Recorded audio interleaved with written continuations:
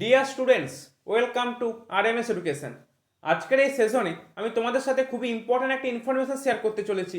আর সেটা হলো, যারা পুলিশ পরীক্ষার্থী রয়েছে তাদের জন্য খুবই একটা খুশির খবর। হ্যাঁ, তোমরা ঠিকই শুনছো, খুশিরই খবর। কেননা তোমাদের দীর্ঘ 3 বছরের অপেক্ষার অবসান ঘটতে চলেছে। তো দেখো, West Bengal police recruitment board constable এবং সাব ইন্সপেক্টর পোস্টের ভ্যাকেন্সি বের করে তোমাদের জন্য কিন্তু খুশির খবর নিয়ে এসেছে। তো দেখো, যে খবরটা আমি পেয়েছি যে তোমাদের কিন্তু কনস্টেবল পোস্টে রীতিমতো একটা হিউজ ভ্যাকেন্সি আসতে চলেছে। হ্যাঁ, তোমরা যেটা শুনেছো যে 12,000 প্লাস ভ্যাকেন্সি আসছে, সেটাই কিন্তু আসতে চলেছে। এবং তার সাথে সাথে সাব ইন্সপেক্টর পোস্টেও কিন্তু ভ্যাকেন্সি রয়েছে। তো কবে থেকে ফর্ম ফিল আপ শুরু হতে পারে, এক্সাম প্যাটার্ন কী থাকবে, এক্সাম সিলেবাস কী থাকবে, সবটাই কিন্তু আমি একের পর এক ডিটেলসে আলোচনা করতে থাকবো। তো তোমাদেরকে বলবো পুরো ভিডিওটা প্রথম থেকে শেষ অবধি দেখতে থাকো, তোমাদের যাবতীয় ডাউট আমি ক্লিয়ার করে দেবো। তো আশা রাখবো আজকের এই সেশন তোমাদের জন্য খুবই হেল্পফুল হবে। তাহলে চলো আজকের সেশন শুরু করা যাক। তো সবার প্রথমে যে বিষয়টার দিকে নজর দেবো সেটা হলো, তোমাদের এই কনস্টেবল এবং সাব ইন্সপেক্টর পোস্টে কতগুলো ভ্যাকেন্সি রয়েছে। দেখো, তোমাদের এই উভয় ক্ষেত্রেই এই কনস্টেবল এবং সাব ইন্সপেক্টর এই দুটো পোস্টেই কিন্তু নিয়োগ করবে West Bengal police recruitment board. ঠিক আছে, তোমাদের এই বোর্ডের তরফ থেকে কিন্তু তোমাদের নিয়োগ প্রক্রিয়াটা হবে। ঠিক আছে, তো এবার আমরা সরাসরি চলে আসি কতগুলো ভ্যাকেন্সি রয়েছে। দেখো, কনস্টেবল পোস্টে ভ্যাকেন্সি রয়েছে, মেলেদের জন্য রয়েছে 8,600 প্লাস, এবং ফিমেল ক্যাটাগরির যারা প্রার্থী থাকবে তাদের জন্য রয়েছে 3,400 প্লাস ভ্যাকেন্সি। দেখো, শুধুমাত্র কিন্তু পুলিশ রিক্রুটমেন্ট বোর্ড ছেলেদের জন্য সুখবর নিয়ে আসেনি, তার সাথে সাথে মেয়েদের জন্য কিন্তু নিয়ে এসেছে। কেননা উভয় প্রার্থীরা কিন্তু এই কনস্টেবল পদে কিন্তু আবেদন করতে পারবে। ঠিক আছে, এই টোটাল ভ্যাকেন্সিটা কিন্তু যে খবর পাওয়া যাচ্ছে 12,000 প্লাস কিন্তু একটা ভ্যাকেন্সি আসতে চলেছে। ঠিক আছে, যোগ্যতা কি থাকছে? যোগ্যতা থাকছে মাধ্যমিক পাস, এবং বয়স থাকছে 18 থেকে 30 বছর। এটা কিন্তু আনরিজার্ভ ক্যাটাগরির জন্য, এবার যাদের কাস্ট রয়েছে সেই কাস্ট অনুযায়ী কিন্তু রিল্যাক্সেশন 3 বছর 5 বছর কিন্তু রয়েছে। ঠিক আছে, তো এটা গেল কনস্টেবল পোস্টের ভ্যাকেন্সি। এবার আমরা যেটা দেখে নেবো সেটা হচ্ছে সাব ইন্সপেক্টর ভ্যাকেন্সি। ঠিক আছে, যেখানে খবর পাওয়া যাচ্ছে মেল যারা ক্যান্ডিডেট থাকবে তাদের ক্ষেত্রে 350 প্লাস ভ্যাকেন্সি, এবং যারা ফিমেল প্রার্থী থাকবে তাদের ক্ষেত্রে কিন্তু 100 প্লাস ভ্যাকেন্সি কিন্তু আসতে চলেছে, এবং যোগ্যতা কিন্তু গ্র্যাজুয়েশন পাস। ঠিক আছে, তো এই ছিল কিন্তু কনস্টেবল এবং এই সাব ইন্সপেক্টর পোস্টের ভ্যাকেন্সি।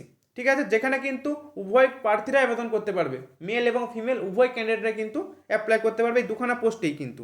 ঠিক আছে, এবং খুব সম্ভবত এই রিক্রুটমেন্ট নোটিশ কিন্তু আসতে চলেছে আগামীকাল কিংবা তার মধ্যেই কিন্তু নোটিফিকেশান তোমাদের কিন্তু বেরিয়ে যাবে। ঠিক আছে, এবং কবে থেকে ফর্ম ফিল আপ শুরু হবে সেটাও কিন্তু আমি এই ভিডিওতেই আলোচনা করব। ঠিক আছে, এবার দেখো, আমি নেক্সট যে বিষয়টা আলোচনা করবো সেটা হচ্ছে তোমাদের কনস্টেবল পদে যে একটা এক্সাম প্যাটার্ন চেঞ্জ হয়েছে, সেটা আমরা যে খবরটা পেয়েছি সেটা তোমার সাথে শেয়ার করতে চলেছি।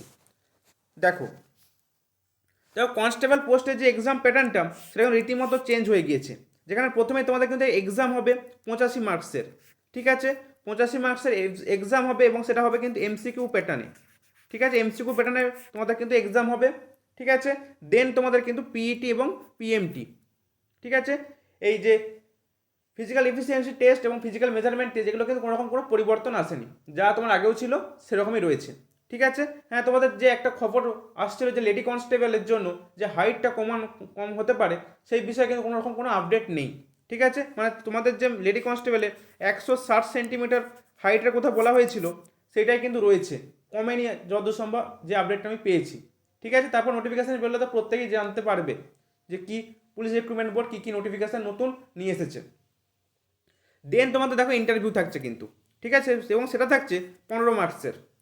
ঠিক আছে, তা তোমার টোটাল কিন্তু যে প্যানেল লিস্টটা বের হবে, ফাইনাল যে মেরিট লিস্টটা বের হবে, সেটা কিন্তু 85 মার্কস এবং এই 15 মার্কস, টোটাল কিন্তু 100 মার্কসের উপর কিন্তু তোমাদের প্যানেল লিস্টটা কিন্তু তৈরি হবে। ঠিক আছে, এবার সিলেবাসের কোথায় আসি। হয়তো শোনা যাচ্ছে যে সাবজেক্টের যে নাম্বার ভ্যারিয়েশনটা সেটা কিছু চেঞ্জ হতে পারে। ঠিক আছে, তো আপাতত আমি কিছু বলছি না, নোটিফিকেশান বেরোলে প্রত্যেকেই জানতে পেরে যাবে। ঠিক আছে, এবং সাব ইন্সপেক্টর পোস্টও কিন্তু একটা শোনা যাচ্ছে যে তোমাদের কিন্তু রিক্রুটমেন্ট যে এক্সাম প্যাটার্ন সেখানে কিন্তু একটা চেঞ্জ আসছে। ঠিক আছে, আপাতত এখন কিছু জানাচ্ছি না, তোমাদের কিন্তু খুব তাড়াতাড়ি তোমরা কিন্তু 1-2 দিনের মধ্যেই জানতে পেরে যাবে অফিসের নোটিফিকেশান এলে। ঠিক আছে, তো যেটুকু খবর আমি পেয়েছি সেটুকু তোমাদের সাথে আমি কিন্তু শেয়ার করলাম। ঠিক আছে, তো এবার যে বিষয়টা আলোচনা করব সেটা হলো তোমাদের ফর্ম ফিল আপ কবে থেকে শুরু হবে।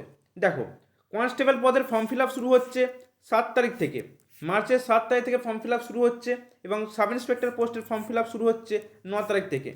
দেখো, দুটোই কিন্তু আনঅফিসিয়াল নিউজ, অফিসিয়ালিভাবে এখনও কিছু কিন্তু আপডেট আসেনি। তো সম্ভবত ধরে রাখো এই মার্চের 7 তারিখ থেকে কনস্টেবল পোস্টের ফর্ম ফিল আপ শুরু হচ্ছে এবং মার্চের 9 তারিখ থেকে সাব ইন্সপেক্টর পোস্টের কিন্তু ফর্ম ফিল আপ শুরু হতে চলেছে।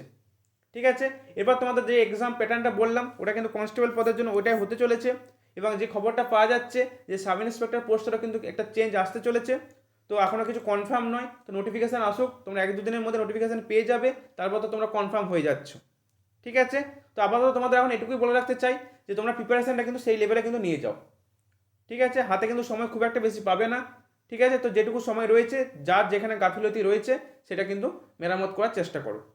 ঠিক আছে, কারো মাঠ শুরু করে দাও, যারা মাঠে একটু দুর্বল, পারো না, সময়ের মধ্যে করতে পারো না, তাদেরকে আগাম শুরু করে দাও, মাঠ এখন থেকে শুরু করে দাও। নোটিফিকেশান তো চলে এসেছে, আর তো লেট করার কোনো জায়গা নেই। মাঠ শুরু করে দাও, যাদের প্রিপারেশন ম্যাথে দুর্বল, ইংলিশে দুর্বল, কি রিজনিংয়ে দুর্বল, কি জিকেতে দুর্বল, যার যেই পর্সনে দুর্বল রয়েছে প্রত্যেকে কিন্তু সেইটা কিন্তু মেরামতি করার চেষ্টা করে দাও এখন থেকেই। ঠিক আছে, কেন কম্পিটিশান কিন্তু একটা সেই লেভেলে কম্পিটিশান হতে চলেছে। যেমন ভ্যাকেন্সি রয়েছে 12,000+, তোমরা এটা ভাবছো যে প্রচুর ভ্যাকেন্সি আসছে তো তার জন্য কাট অফ খুব কম হতে পারে, এটা কিন্তু ভাবনাটা ভুল। এবং কম্পিটিশান কিন্তু আগের থেকে অনেক বেড়ে গিয়েছে, তো কাট অফও কিন্তু চেঞ্জ হবে অনেকটাই। আগের কাট অফ ধরে বসে থাকলে কিন্তু এখন আর হবে না। ঠিক আছে, সে ভ্যাকেন্সি কমই বেরোক আর বেশিই বেরোক। ঠিক আছে, আপাতত তোমরা প্রিপারেশন শুরু করে দাও, তারপর কত কী পড়তে হবে, কীরকমভাবে কী স্ট্র্যাটেজি ফলো করতে হবে সেই নিয়ে আমি ভিডিও নিয়ে আসবো। আশা করবো তোমাদের কিন্তু উপকারী হবে। ঠিক আছে, তো ডিয়ার স্টুডেন্টস, এই ছিল আজকের সেশন। তাহলে আজকের এই সেশন যদি তোমাদের জন্য হেল্পফুল বলে মনে হয়, চ্যানেলটিকে লাইক, শেয়ার এবং সাবস্ক্রাইব করতে ভুলো না। প্রত্যেকেই ভালো থেকো, সুস্থ থেকো, ভালো করে পড়াশোনা করো। বাই।